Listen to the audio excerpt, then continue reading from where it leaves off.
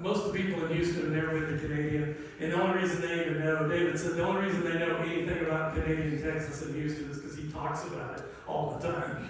You know, when I worked with David, I could have sworn there was a statue of David Duncan somewhere in town. He would talk about how and Coach Dice, you know this isn't true, but he would talk about how he batted like 700 as a kid here, and I'm like, there's no way. Right? But David sends this message, and I want to tell you guys some good news.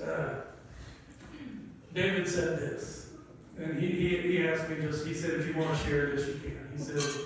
He said, I know Canadian well, of course, but he said, after my dad died, and his dad was the pulpit minister here, and passed away while he was preaching here. That's what this job will do to you now.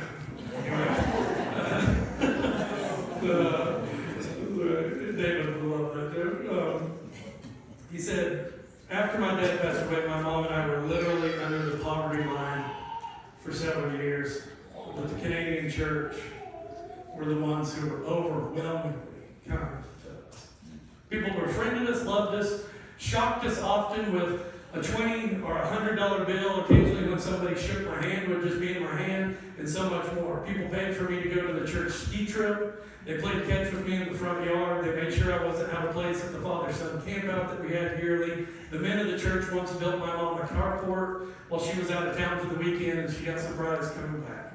Selfishly, it gives me a lot of joy to influence my current congregation in Houston to give back. So we've asked to give back to the church. Now, David told me yesterday that when they usually ask the Memorial Church to give to fire relief, disaster relief, that the elders there they're very generous and they'll give $5,000 to $10,000.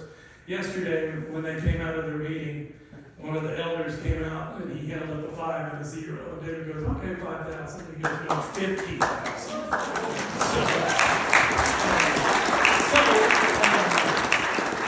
Just need connection. That church is sending our church $50,000. And it's not the amount, I think it's the heart.